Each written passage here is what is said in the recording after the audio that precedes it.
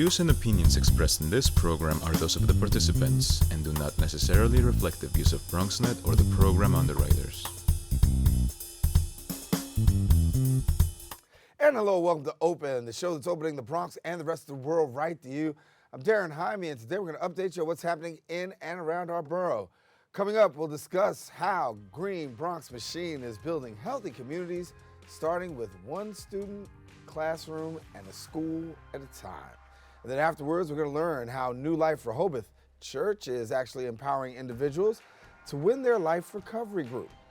And New York Adventure Club is having a workshop at Morris Distillery. We'll have more details when we sit with one of the co-owners of the distillery. Then we'll learn about how Habitat for Humanity New York City is transforming communities and tackling the city's housing crisis. And after that, we're going to sit down with NYC Toys for Tots coordinator, discussing what the organization is doing for children this holiday season. So stay tuned, because all this and much more is heading your way. Right now, we're officially open.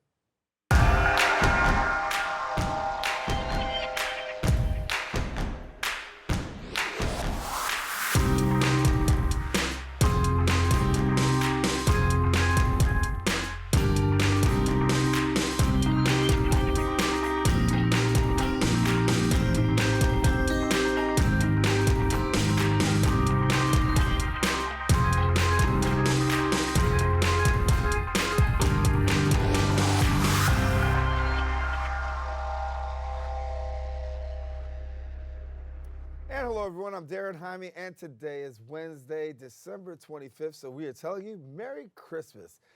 You wouldn't believe it's the last Open Wednesday we actually have for the year and for the decade. Well, you're watching Open, a live program bringing the Bronx and New York City straight to you. We also want to welcome our viewers on Manhattan Neighborhood Network, as Open is being broadcast simultaneously on M&N's channels. And you can stay connected to us on all our social media platforms at BronxNet TV. Well, some things have been going on through the past week. We'll take you through it with some Bronx updates.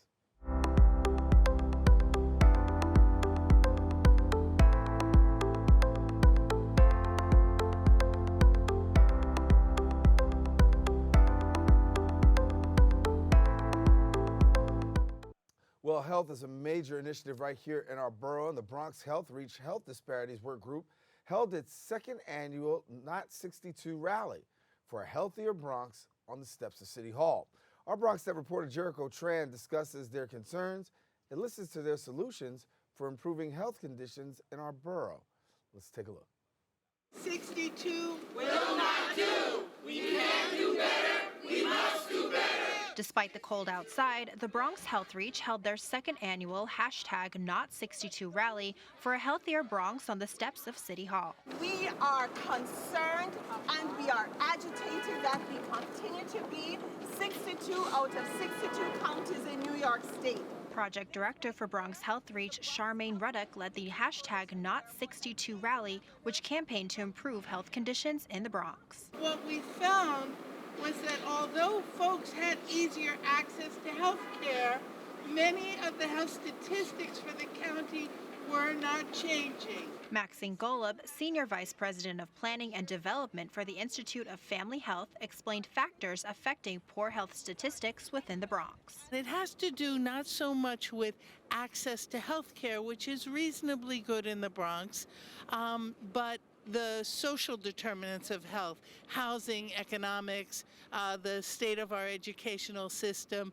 the opportunities to purchase healthy food and to get good exercise in safe places. And thankful that even in the cold weather you recognize that we are all a part of the solution to the problem. Yeah. For council member of District 16 in the Bronx, Vanessa Gibson, the solution for improving the Bronx's low health ranking lies in refining New York's food policy. The Mayor's Office of Food Policy is a unit that has existed for years under an executive order by the previous mayor, and we have not seen any real policies coming out of this unit. Throughout the year, Gibson and other city council members have worked on a food policy which improves access to urban farming and agriculture. It's also really directing the Mayor's Office of Food Policy to come up with a 10-year policy plan that will be implemented over the next 10 years. Residents from the Bronx also reached out to New York Mayor Bill de Blasio and spoke about their concerns during a meeting held a week before the rally. It ranked up there among some of the best conversations I've had. But as I said, we are not just sitting back and saying, oh, we accomplished it, we're waiting to see what happens. We're going to push him. That's why, though we had that meeting last Monday, we did not cancel this rally. Moving forward, these residents will be working with city council members as well as the mayor to improve health conditions within the Bronx. Reporting for BronxNet, Jericho Tran. And thank you, Jericho. In other news, the New York Botanical Garden will be hosting their 28th annual holiday train show.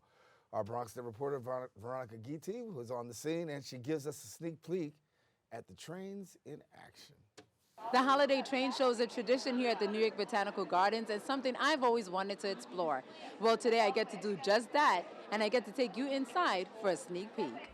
Oh, the weather outside is frightful, but the fire is so delightful. And since we've no place to go, let it snow, let it snow, let it snow. Oh, the fire is slowly dying, and my dear, we're still goodbying. But as long as you love me so, let it snow, let it snow, let it snow. It's the 28th year of the train show.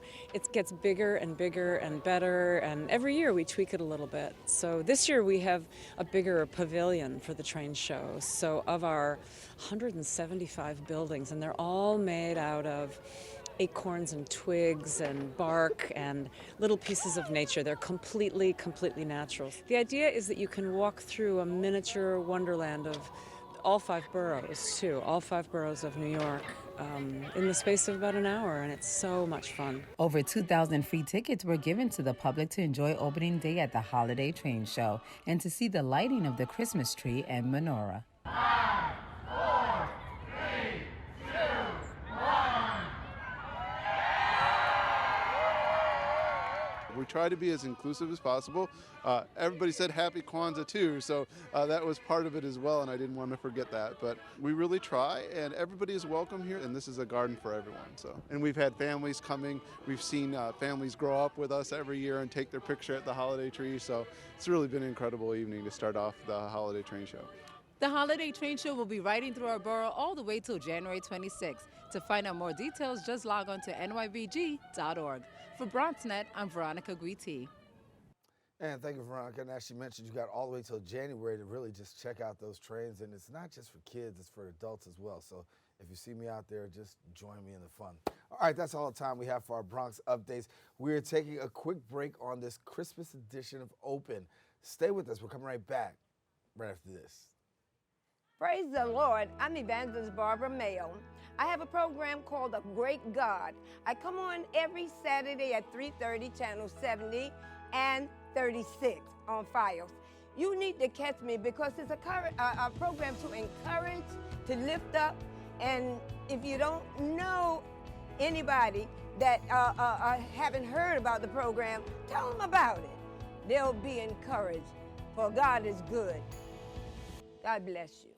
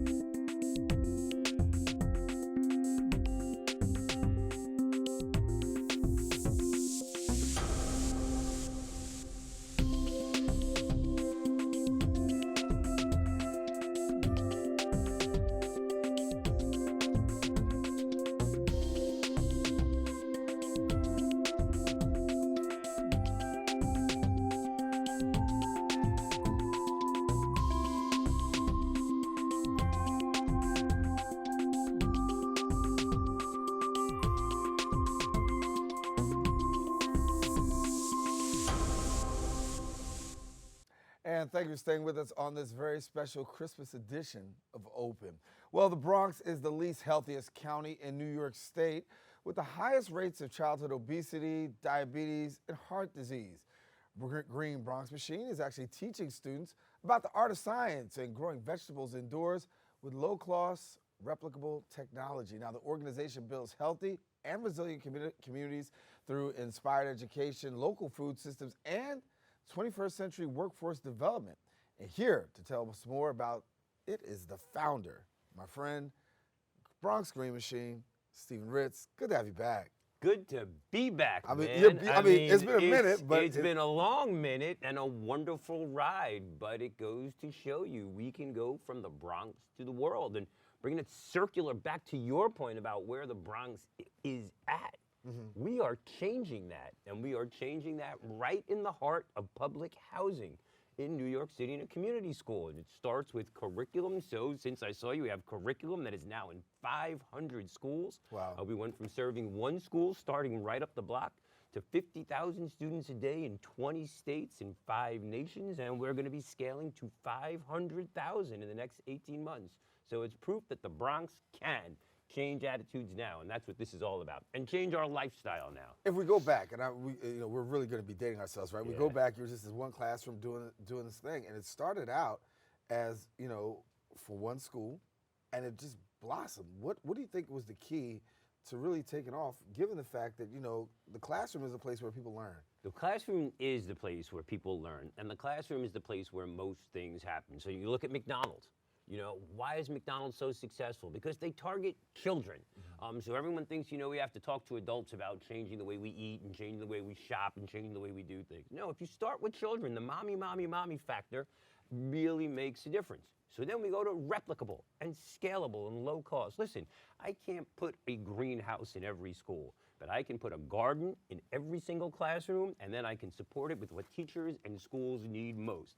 Quality education. So we are not an add-on program anymore. We are a build-in, and we take the art and science of growing vegetables using a low-cost piece of technology that anyone can use and align it to public education outcomes. And the proof is in the pudding.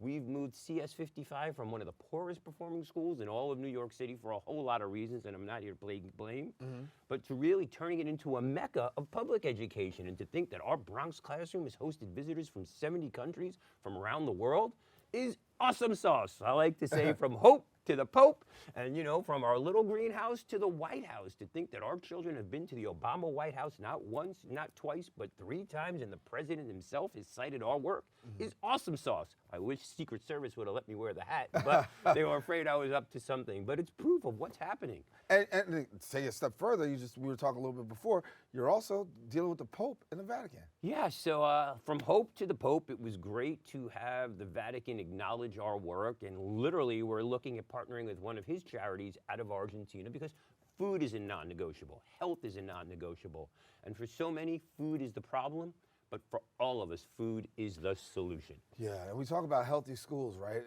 And that's what you've done. You tried to make the school healthy. High-performing schools. That's the most important thing. Listen, I don't think a garden is going to change public education, but a garden with education changes everything.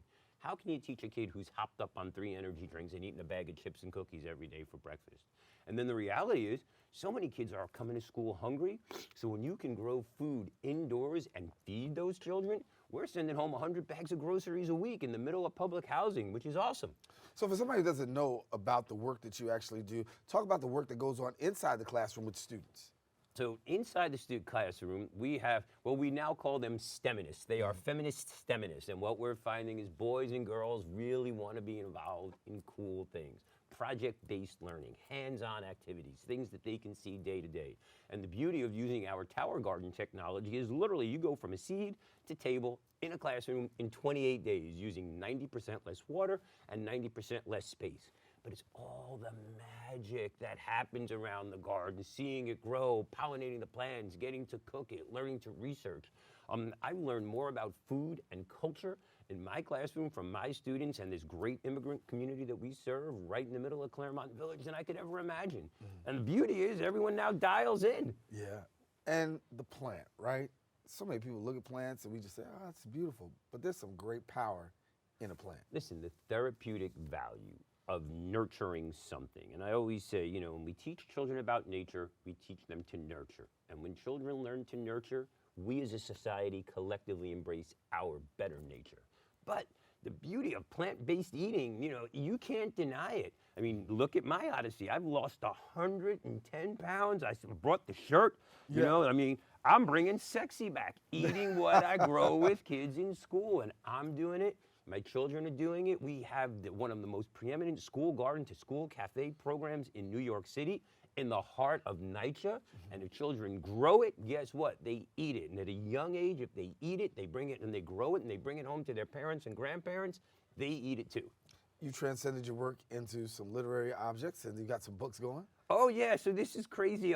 Literally, this is my adult book. One day I'm walking through Grand Central Station and a woman stops me and says, "You're Steve Ritz." And I'm like, uh-oh, where's this going? She goes, "I'm a fan, we follow you on Facebook, so for all your fans, please do follow Green Bronx Machine on Facebook."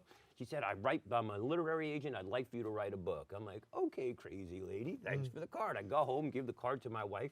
My wife says, "Steven, this woman's no joke. She's got 29 New York Times bestsellers."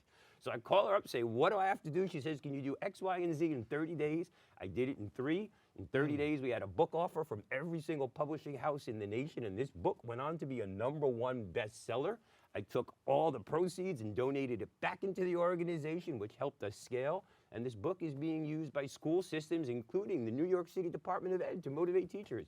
So it's a blessing. I've autographed one for you, and this is our newest book called Make It Happen. It's a children's reader, and it kind of tells them my story, the Bronx story, and I like to say from the Bronx to the world, and talks about how you can ask for help, overcome obstacles, and literally grow something greater. So when we start with little ones, they get inspired. My own students in CS5, CS55 is featured in the book. So we're literally telling a new Bronx story, baby, and that's what it's about, changing the narrative. How do you feel, given the fact that you have done this, you've revitalized literally a school system, you've revitalized the borough, and you've actually provided a healthy alternative that's actually really shaped and changed a lot of kids' lives, as well as adults. How do you feel about the growth, even with the project itself? Listen, man, it goes to show you that a seed well planted can give you a crop of epic proportions. And literally, you know, I stand on the shoulders of giants. You know, so many of us have had great mentors along the way. So for me, it's not about giving back, it's about paying it forward and perpetually building what I call a monument of hope, prosperity, and health for our students, by our students, with our students. In fact, this book has helped me to hire parents out of public housing at living wage to work in public schools. And that's how you create resilient communities.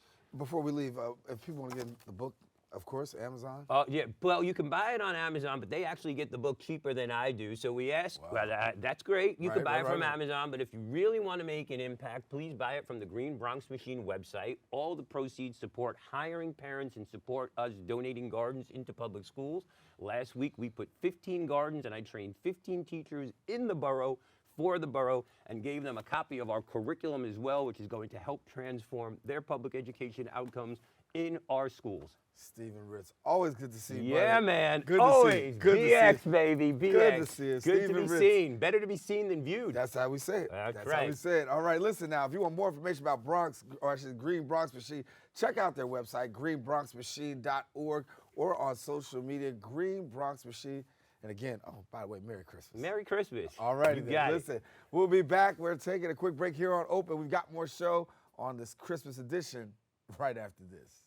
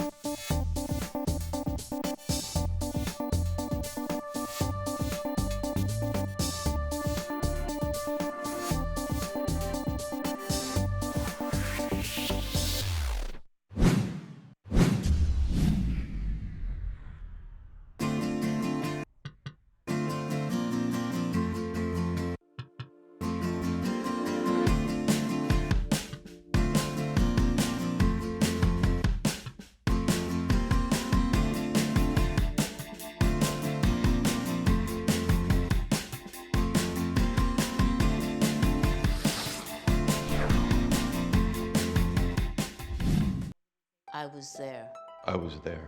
Yo estuve allí. So many symptoms came on me all at once. Shortness of breath. I stopped sleeping. I was getting laryngitis. Emotionally, it was a basket case. None of these issues did I have before 9/11. The World Trade Center Health Program gave me hope. You don't have medical insurance? That should not be a problem because the fundings are already there. The doctor told me when I spoke with her, she says I could fill a room with people that sound just like you. They were very thorough, very caring and empathetic. When I left there, I had a plan in hand. If you're sick because of 9/11 and its aftermath, the World Trade Center Health Program can help you. There's no other place like this. It saved my life.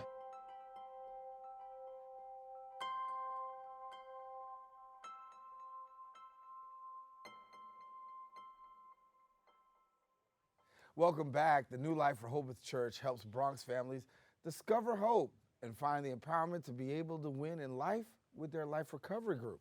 And joining us now to tell us a little bit more about the details of the Life Recovery Group is the senior pastor of the new Life Rehoboth Church, Pastor Antonio Ramquar. Thank you so much for being with us. Man. Merry Christmas to you. Thank you so much. I'm glad to be on the show, and I'm glad to have this opportunity to talk about this. You know, it's something that we believe wholeheartedly.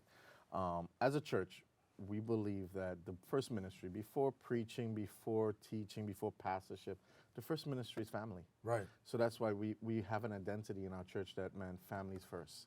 If ministry is going to affect that, it's got to be stopped. Why? Because the family has to be, you know, healthy. And if any place gets hit the hardest, is urban culture. We see it over and over and over that, man, people come from different places. They come and New York is a shocker. It becomes a rat race.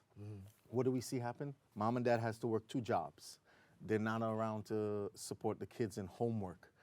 They're not around to just give them the regular support that they need as a family. And what happens?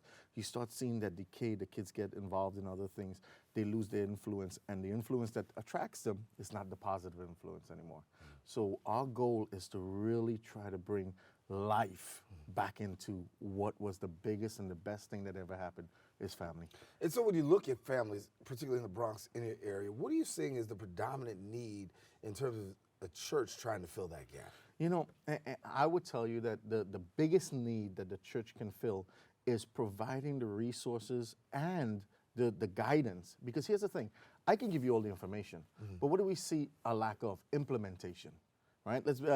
We have so many programs going on and less people being able to, you know, disseminate it, break it apart, and actually use it for themselves. So we've seen that the church has to be the light that coaches and walks alongside and say, hey man, hey, like right now, for that parent that's watching and just, hey, I'm going through a struggle. We want to tell you, you're doing a great job. You're doing better than you think. Keep sticking at it. It'll work out. You understand? And if you want a little help, reach out. It's nothing wrong in reaching out. The problem is we know all Bronx and New Yorkers, we don't talk to each other. Right. It's a huge pride factor. Yeah. If I'm on the train and somebody smiles at me, what are you looking at me for? Right. You know, and back in the days, it wasn't like that. We had that proverb so strong in our hearts. It took a village to raise a child. And we believed in that. We knew our neighbors. You could knock on a neighbor's door and ask for salt. Right? Yeah, if your kid was doing something wrong, you know your neighbor saw you, that was it. Right. But what happens is, you know, in a time where we have so much communication, so much technology to bring us together, it's actually torn us apart. And we have created different avenues so that family can spend time together, like especially on the breaks. We gather in a school and we use that platform because one of the things that we're realizing that some of the families that come out, their kids won't eat. Why? Because they eat school lunches. And now that the school's closed, what's going to happen? No place to eat, right. No place to eat. Exactly. You know? I want to talk about one of those avenues. You have a Life Recovery Group, right? Yeah. So what's the Life Recovery Group and who do you deal with? So our Life Recovery Group is really, we based off of something called Family Life. And what we do is we try to create different things. So I'm going to give you one of them. We call it single parent and dating. So what does that look like as a single parent? Your first relationship didn't work out, you have a kid, and now how does that conversation look? We all know what happens to the child. That's not my dad. That's not the person I want to, no, you can't be with that person. And that causes what? Conflict and then eventually crisis. But what if we started to anticipate this prior? What if we gave you the tools to have the conversation with your child so that when the time comes, mom or dad can have a healthy transition into that? Right. So we have a workshop called Single Parent and Dating. Next one we have is addiction and depression. We have marriage and healthy couples. Why? Because we know. Here's the thing. Nobody wants to end up with a proverb. You know, when you get married, there's a sign, just married. And most couples nowadays are like that. I'm just married. So I'm going through the motions. I'm playing the air guitar, but I'm not really enjoying every day. I like to think of it this way. For me, 2-day-old beans taste better than the first day. The second day soup tastes better than the first day soup, right? Because it's marriage. So in the same way, if I'm in marriage for like 10 years, I should start looking at my wife, man, you still the bomb. You know, it should create something. And what does that do? Every child, when they look at their parents and see how strong they are and how much in love with each other, it gives them self-confidence.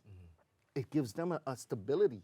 And it's proven. It's statistical, right? So we see that a lot of the homes now are going in. The other one we have is called Smart Family, because that is a huge generation coming up. Smart families are blended families, which means people are remarried. How do you navigate now that my wife is Puerto Rican, I'm from Trinidad? What do? I have a different culture of raising kids, a way I do things. You know, back in the days it was different for me, but my wife is different. You know, I'll give you a close example. I tell people all the time, when my wife and I first got married, we had a hard time communicating because they were very closed, and I was used to all the family coming over, sleeping on the couch, hanging out, doing all these things, and it caused conflict. We never knew that we had to talk about these things. Hey, and create some sort of a compromise. Yeah, right. You know, or living single for how long? And then you just got married. And now you're still trying to live the single life by, hey, my boys, we're going to go hang out. But no, wait, how you going out? And, you know, you have all these little dynamics that people take and forget that what the scriptures say, the little foxes is what destroys the vine. And if we can try to really, man, just navigate those directions, those avenues, parenting, conflict resolution. Let's look at that for a sec, right? What was conflict resolution for you and me when we were growing up? I don't know how it was your home, but in my home, it was stop. Yeah. That's not conflict resolution. Right. Stop fighting. Right. So when we get into marriage or get into your kids, just stop doing this. There is no implementation of like, hey, let's fix this. Let's see why you're doing this with each other. You understand what I'm saying? Right. So for people who want to get connected to Bronx Church, got a lot of a lot of things. I should say bronxchurch.org. That's the website where you can get connected. Now, for people who want to get connected to New Life Rehoboth, how do they do that? They could go to bronxchurch.org. They can contact us on our phone number 917-383-8076. But mainly through the website and everything that we offer, we always try to make sure it's free. Because we know what it is like to live in this. My wife and I are Bronx residents, and we know.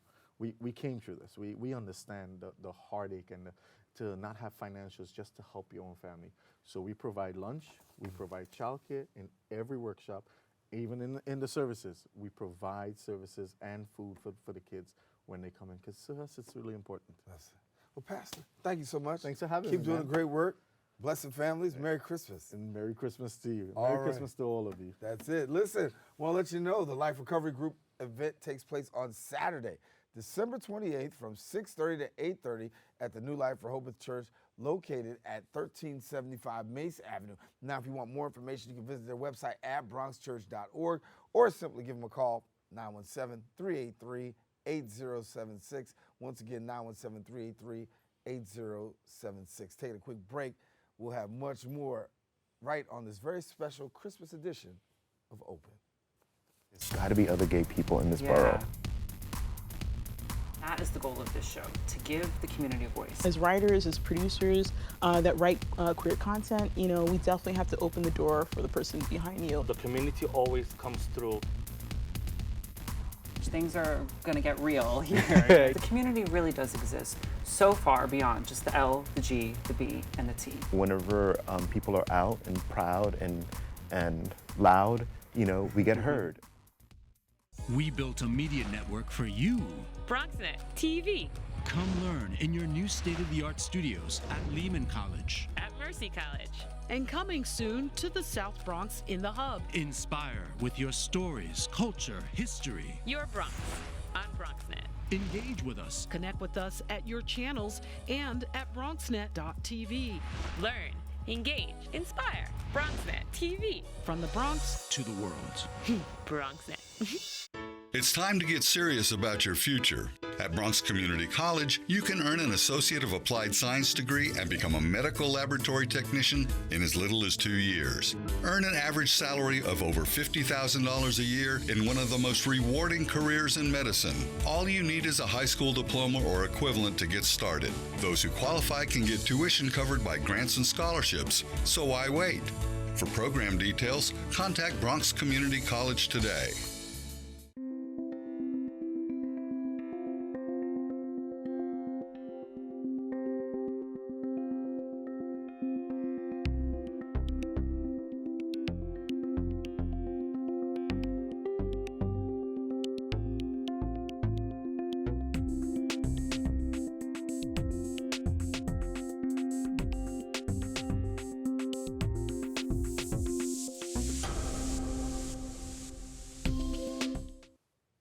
Are you saying it's beginning to look a lot like Christmas? Well, it is. Merry Christmas. Listen, during this holiday season, are you looking for an experience that is worth your while? Well, I want to let you know about the Art of Distilling. It's a tour and a workshop being held at the Morris Distillery, a family-run business churning out tasteful spirits right here in New York City. Now, here to tell us what you can expect from the tour and the workshop is the co-owner of the Morris Distillery, Rafael Barbosa. Good to have you. Merry Christmas. Thank you, man. Thank you for bringing me on. Hey, I'm glad. I'm glad. You guys got some great things happening, huh? Yeah, absolutely. We do a specialty spirit, which is called Pitorro. Very famous in Puerto Rico, definitely at this time of the season for the holiday season. We also do a coquito, which everybody knows coquito in New York, but it's it's culture to us.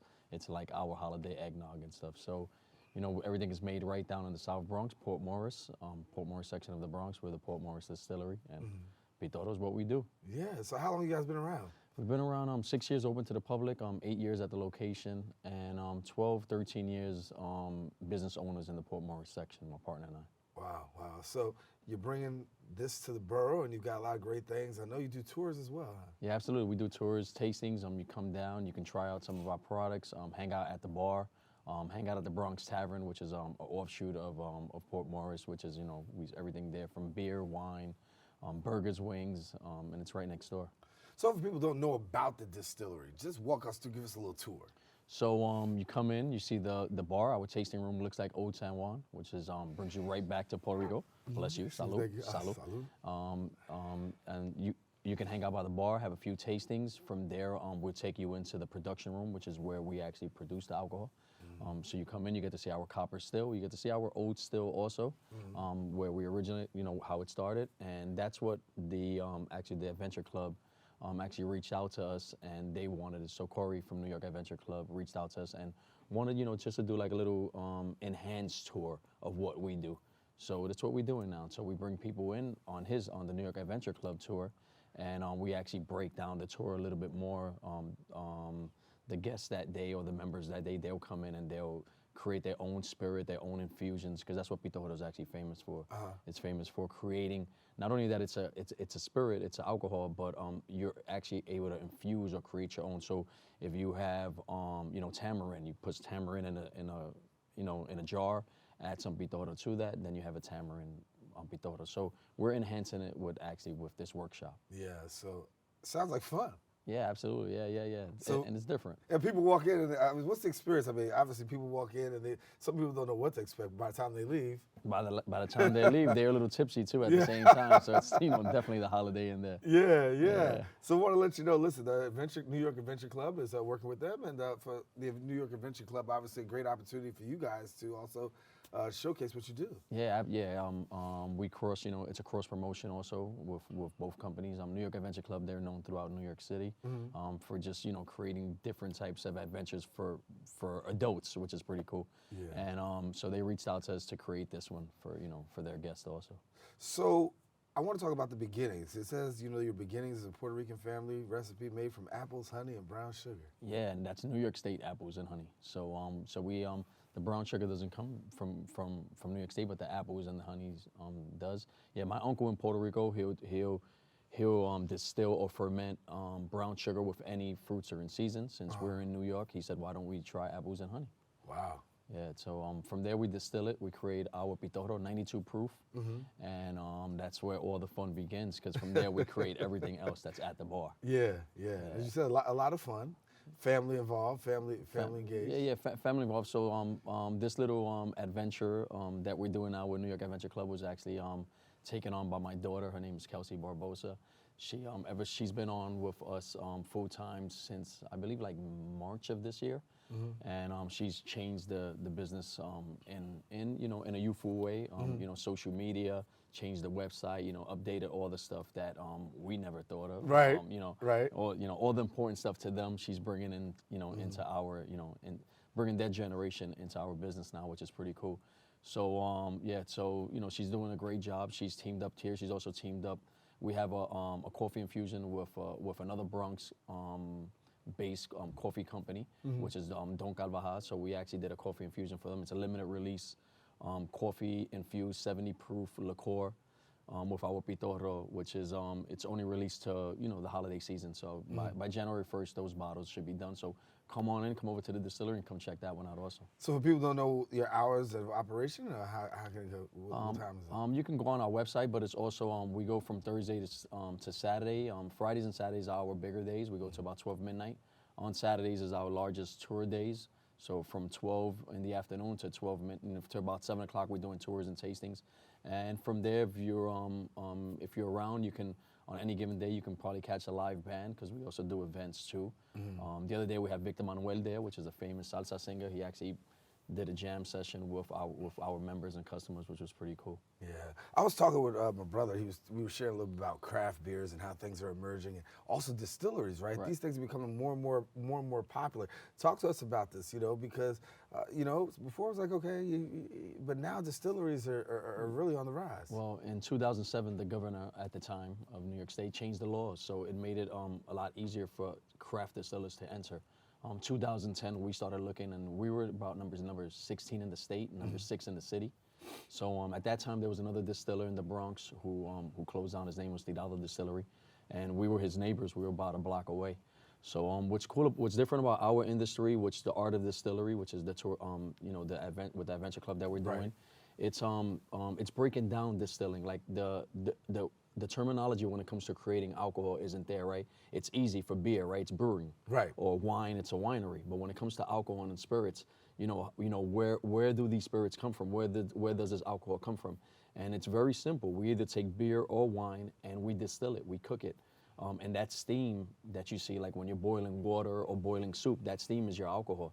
And that starts traveling through our system and our process until we actually create the alcohol. Well, a lot to check out and a lot to be a part of, and certainly we want people to come on and check out the Port Morris Distillery. Thank you, Raphael, for coming thank you, man. Absolutely, thank you. Got to come through. Yeah, you definitely have to come through, man. Well, after I've done this, I'm definitely I'm right there. Listen, the Art of Distilling Workshop its tour is actually taking place coming up this Saturday from 3:30 until 5:30 at the Port Morris Distillery. It's located at 780 East 133rd Street, so if you get a chance coming out to Port Morris Distillery, if you want more information on the Port Morris Distillery or on the workshop, what you can do is you can visit their website at portmorrisdistillery.com or simply just give them a call. It's 718-585-3192. That number, once again, is 718-585-3192.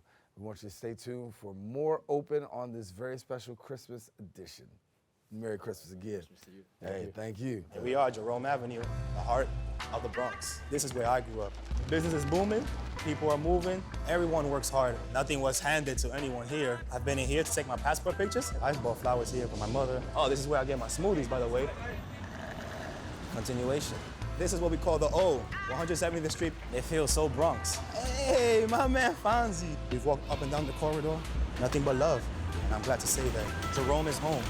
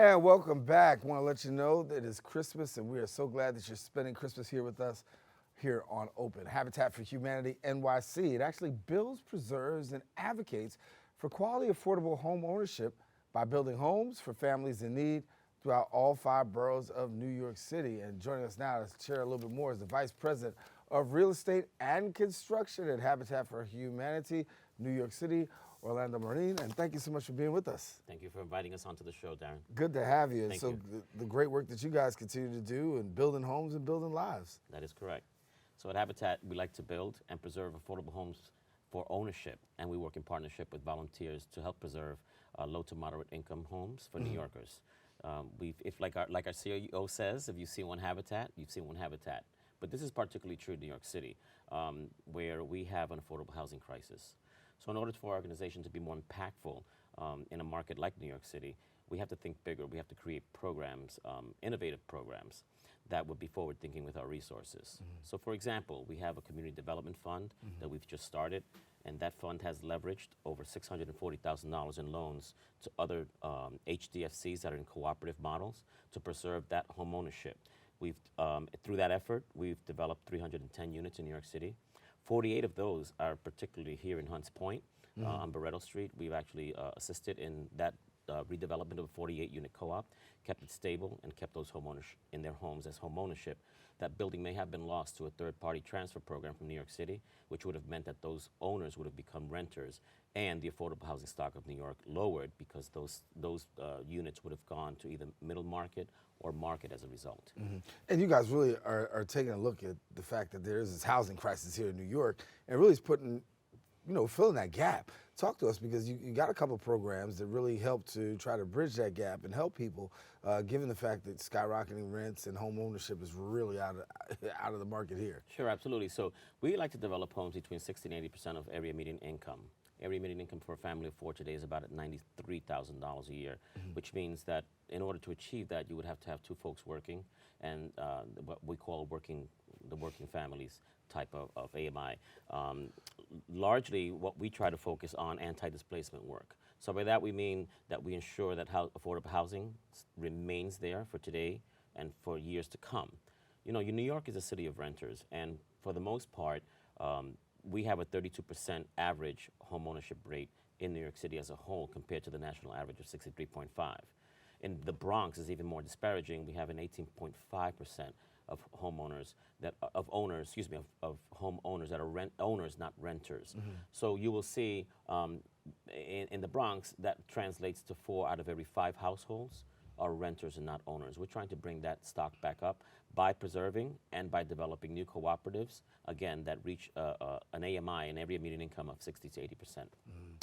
Tell us a little bit about Sydney House. Sure. Sydney House, I happened to have joined Habitat about 2 years ago, right at the crux of the beginning of Sydney House. And quite honestly, for me, it means a real huge milestone. First project we ever developed was Colin Powell, which actually is around the corner from where I live. I live in the Longwood Historic District.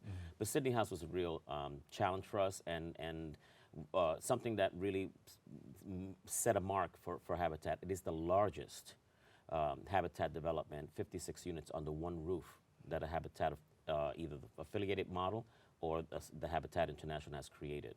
That affords us to preserve 56 units in perpetuity of cooperative home ownership.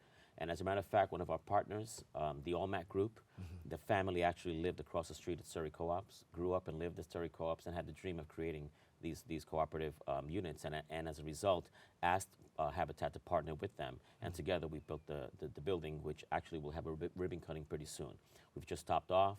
The building looks great. They're going through punch listing in the building, and I'm really excited. Yeah, making a difference. It is making a difference, and I will say that we don't do this alone. So we have our partners in the public sector. We have folks like the borough president who's contributing subsidies, the city who's contributing land. There was some private land, there was some public land. And of course, at the end of the day, there's a lottery that affords anyone who will fit the requirements of the units an opportunity to purchase. And so for people who want to get connected to you guys, I mean, you guys do great work. I know you have a lot of volunteers too. Absolutely. So the way that we help to preserve home ownership is we use volunteers to help us build homes. And so, that participation is twofold, because it affords the opportunity for us to develop homes, and it also affords the opportunity for the volunteer to engage and meet that civic requirement that's in their heart that they would like to, give back to their communities. And, you think of Habitat as happy hammer swingers, right? But we're more than that. So we have a Brush with Kindness program, for example. That program allows us the opportunity to go into other HDFCs or community centers, whether they're NYCHA centers or senior centers, and afford them the opportunity of a facelift. So we paint the center for them for free. In HDFC co-ops, where you would have a cost of between $6,000 and $10,000 to paint your hallway and your common spaces, maybe your community room, we're offering it at a low cost of $2,500. So that is, and the reason for that is to help preserve and maintain the affordable housing stock within the 5 boroughs of New York City. Great work that goes on. And so with the holidays going on, I know you guys are busy as well. And talk about, what for you gives you the greatest joy out of the work that's being done? Quite honestly, the greatest joy that I get, and I never thought I would say this, because having worked in the affordable housing market, having worked in the private market, your concentration is basically get the project built, get the project sold, get it done, the bottom dollar. At Habitat, that's not what we concentrate on. What makes me the most happy is seeing a family smile. You see them come in, they thought they would never have the opportunity to own a home. Most of our purchasers are single parents with children, and you see the joy of the children's faces. For example, we have a house that we're building out in Queens on 167th Street, and the best part of my day was when I volunteered. The child of the couple that's purchasing came by and was so excited. She couldn't go beyond the construction fence. Right. So from the curb, she's screaming, that's my house, and right next door is my best friend from school. So, the excitement for that child to get into their home, to decide which the room is going to be, was the happiest moment for me. The excitement alone just brings joy and cheer in your heart. Yeah, well, I know you guys do great work and certainly making a difference here in the Bronx and across New York City, Orlando. Thank you so much for coming, and You're Merry very Christmas. welcome, and thank you again for inviting Habitat onto the show. No, I got to come back again, all right? Merry Christmas. Merry Christmas, bro. Felicidades. All right, yes.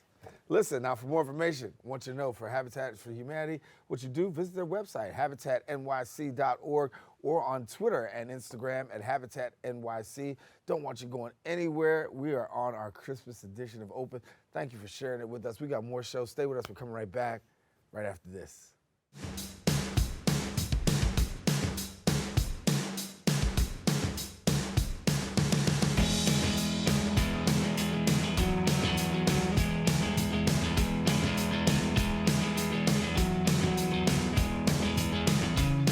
Programming for and about the Bronx is what BronxNet is all about. We are BronxNet!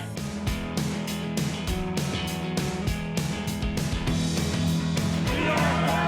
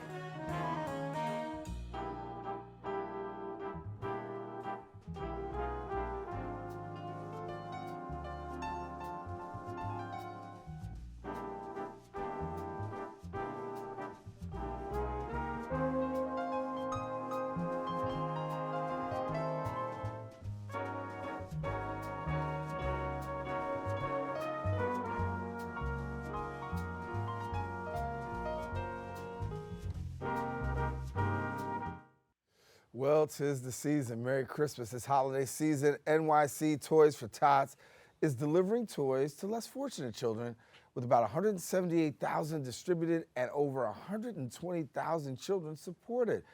Joining us now to tell us more details of the coordinator for the New York City Toys for Tots campaign, Staff Sergeant Robert Backus. So we thank you so much for joining us here. Appreciate it. Thank you for having me, First of all, Daren. Merry Christmas and all that. Merry Christmas. Happy holidays. Happy holidays, right? I really appreciate you having me on the show. First of all, thank you for your service, too. Let's get Thank that out you. there, too. Yeah, appreciate it. Good. It's my honor.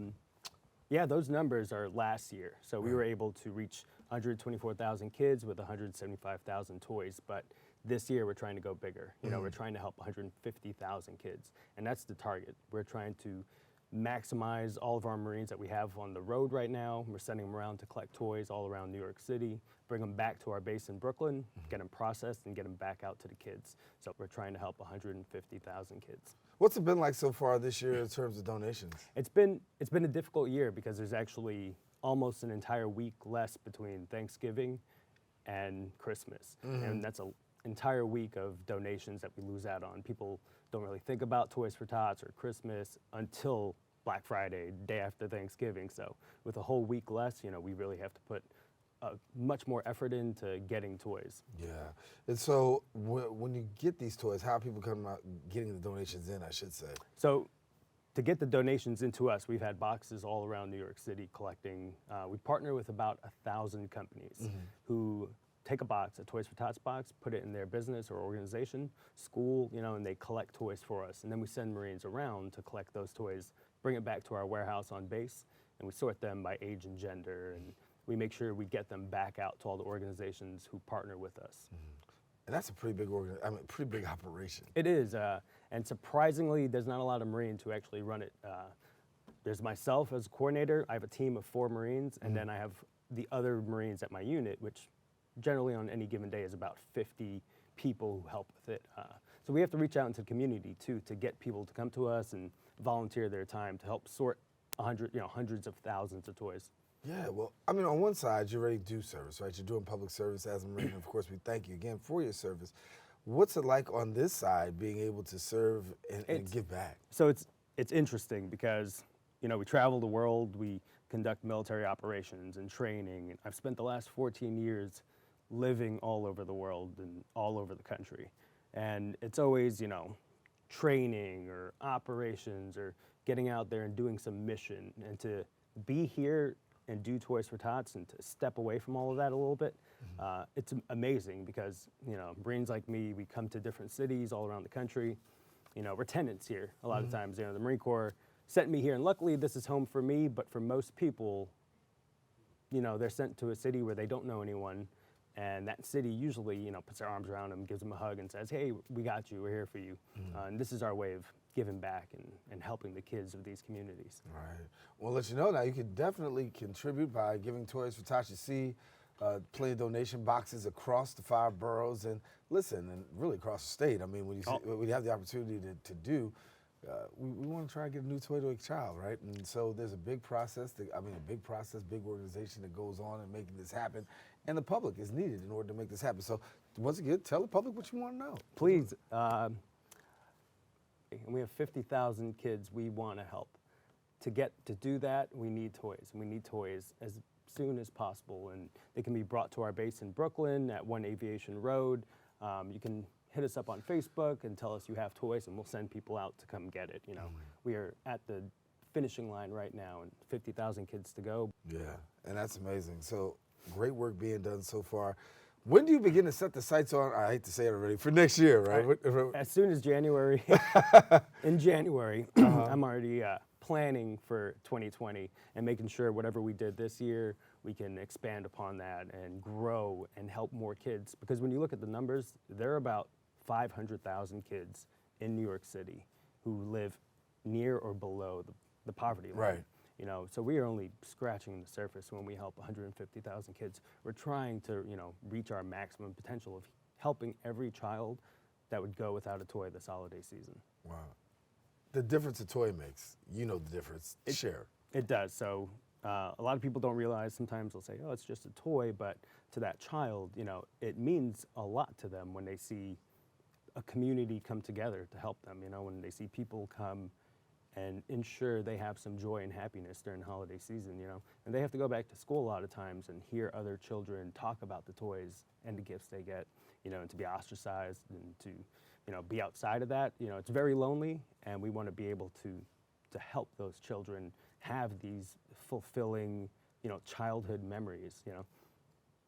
They took a poll, and for about 70% of the population on Earth, your earliest memory is either opening up a gift or playing with a toy, you know. So that's a very powerful thing to have, you know, is that toy and that good experience as you grow up to be, you know, to live in this society. Right. So. Big balance there. Yeah, well, I said big work in terms of trying to get the toys to kids, then to get the toys to the kids. A lot goes on, and a lot takes place in terms of the Marines and the work that they do. Backstage as a Marine, right? You know, you got this, and you got this organization that you're working with. Talk to me about being that Marine and getting other volunteers to come and be a part, sharing in this experience, because, as you said, you got a great team, right? Oh, yeah. But it takes a lot to get there. It does. So we kind of treat Toys for Tots as a military operation. Okay. So when we're doing the briefings, the situation, the mission, how we're going to execute, it's literally a normal military operation. And because we're so good at what we do, we have it planned out. We make sure we have enough Marines on staff. We try to get our volunteers on board. But, you know, I really want people to know, I mean, we're just the logistical arm of Toys for Tots. You know, we connect people in the community who can give to the people in the community who need it. Right. So really, we're just there in the background. We just want to help, you know, bring these two people together in New York. Well, we hope to get you back again to share with us, and as we continue to spread the word and spread the love and bring the toys, we want to bring you back here. Got it. All Sounds right. good. Appreciate Thanks it. again. Thank you. Staff Sergeant Robert Backus, thank you for the great work that you do serving, and also for Toys for Tots. Appreciate it. Thank you. Listen now, for more information, you can visit their website at brooklyn-ny.toysfortots.org, or really check them out on their Facebook page at NYC T4T. Well, we've come to the end of our show today, and I'd like to thank all of our guests for joining us. Most of all, you, the viewer, for tuning in. And if you missed any part of today's show, you can catch the recablecast at 5 and 10 p.m. on Optimus Channel 67. If you have Verizon Files, that'll be Channel 33, or watch us anytime on the web at bronxnet.org. You can catch a brand new episode of Open on Friday with Rena Valentine. That about wraps it up for us here on the set of Open. I am Daren Jaime saying take care. Make sure to keep this channel wide open. God bless. Most of all, Merry Christmas and Happy Holidays to all of you. We'll see you soon.